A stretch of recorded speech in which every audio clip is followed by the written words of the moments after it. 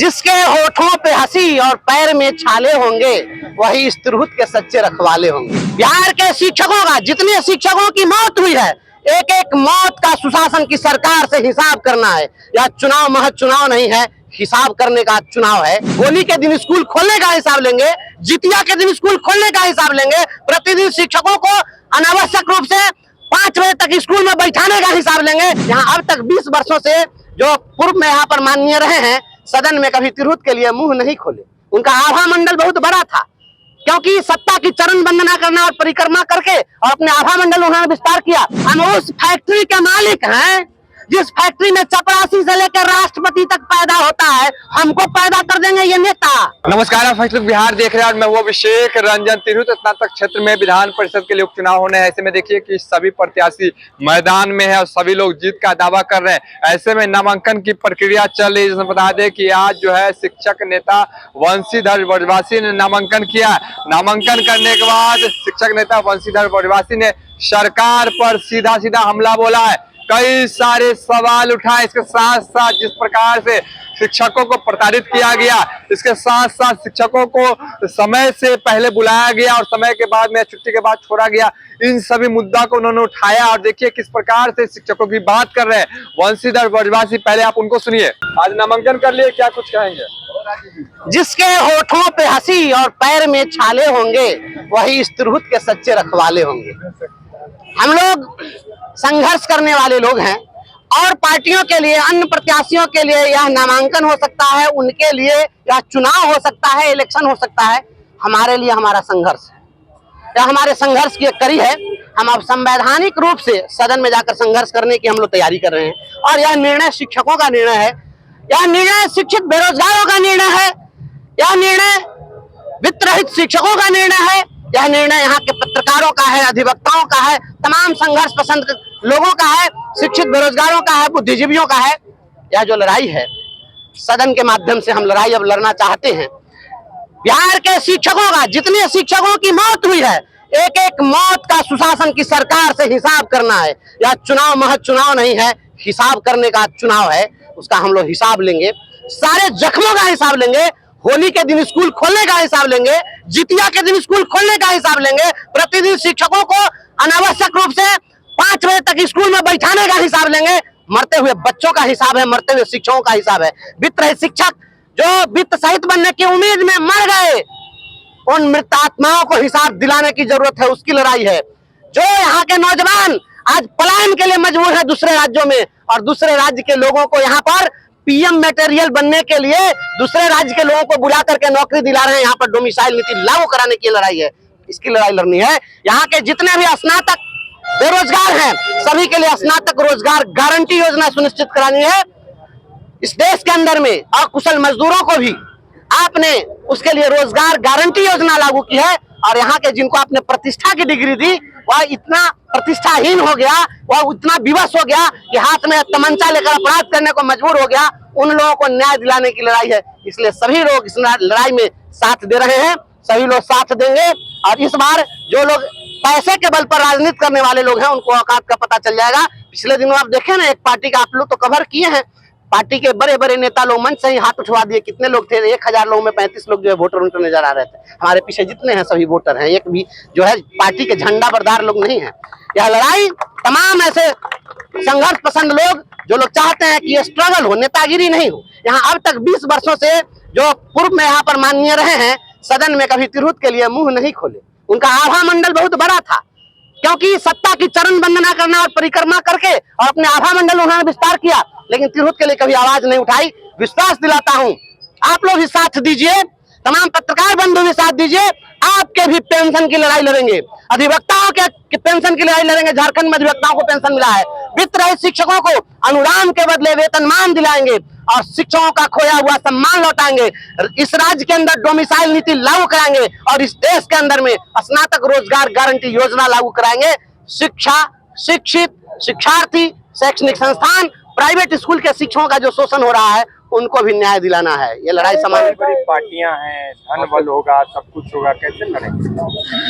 System है उनके पास।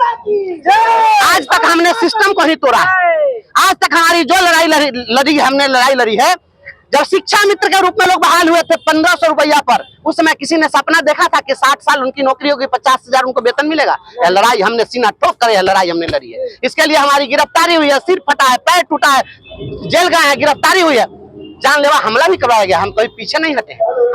हम ओस के कतरे हैं कि बिखरे हुए मोती, धोखा नजर आए तो हमें रेल के देखो, कानों में बड़ी देर तक गूंज रहेगी, खामोश चट्टानों से जरा बोल के देखो।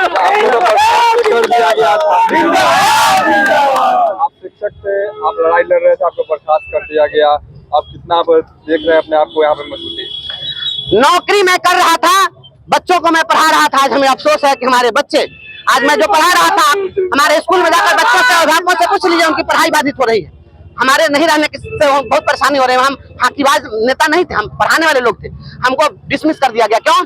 डिसमिसल केवल बंशीधर ब्रजवासी का डिसमिसल नहीं था मेरे भाई, ये जो डिसमिसल था संविधान के गला को घोटने के, संविधान की हत्या की गई।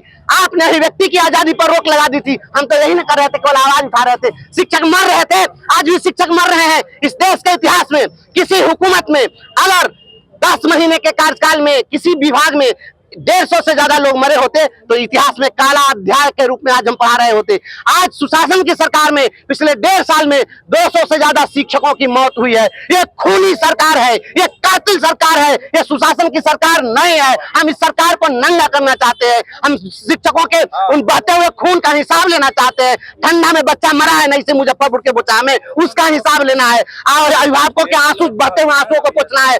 आज जमुई में 70 लाठी मारी गई है और शिक्षक कपड़ा हटा के दिखा रहा है। आप पूरे बिहार के अंदर शिक्षकों को पदस्थापन के लिए कह रहे हैं कि अब हम प्रमंडल परिभ्रमण योजना चलाएंगे, बाहर बाहर शिक्षकों को भेजेंगे। आज शेखपुरा में शिक्षक की हत्या हो रही है, मुहिद्दीन नगर में गोली मारी जा रही है। आज 7वीं का बच्चा आप देखिए समस्तीपुर में हत्या करता है, 9वीं का बच्चा तुर्की में हत्या करता है। या कभी इतिहास में ऐसा होता था क्या? बिहार के लोग तय करें, ये सफेद पोषों को जिताना चाहते हैं या मेरे जैसे एक साधारण से कार्यकर्ता को, संघर्ष करने वाले नौजवान को जिताना चाहते हैं?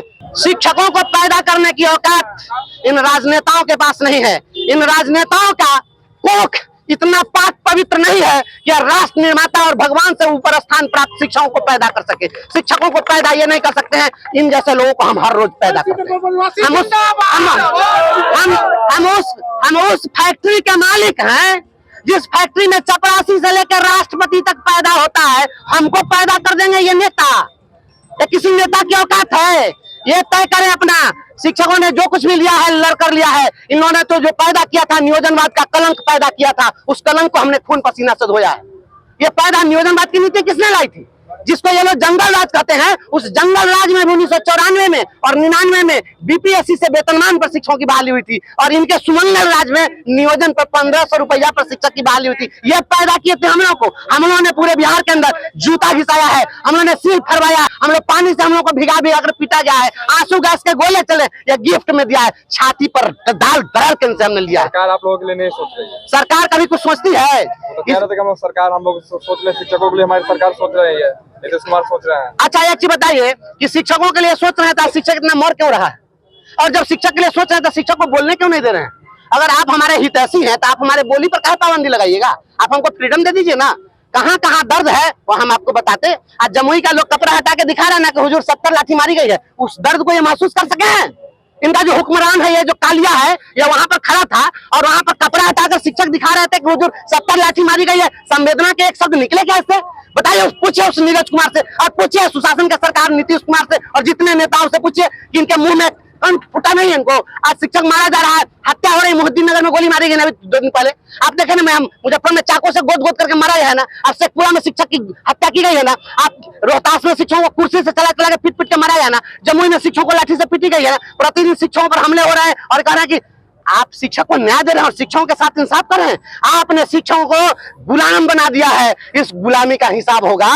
बिहार इन लोगों के बाप की बपौती नहीं है। बिहार के संसाधन पर यहाँ के हर एक शिक्षक, हर एक छात्र, हर एक शिक्षित बेरोजगार, हर एक पत्रकार, हर एक अधिवक्ता, हर एक वित्तीय शिक्षक, सभी का समान अधिकार है। राजनेताओं ने बिहार को अपनी बपौती संपत्ति समझ लिया, इसी का भंडाफोड़ करना है और इन लोगों को बेनकाब करना है। तो आपने सुना क्या कुछ कहना था शिक्षक नेता बंशीधर ब्रजवासी का। उन्होंने साफ तौर पर सरकार पर हमला बोला है। सरकार के द्वारा जिस प्रकार से शिक्षकों को प्रताड़ित किया गया। इसके साथ साथ बता दें कि एमएलसी नीरज कुमार पर खास करके उन्होंने निशाना साधा।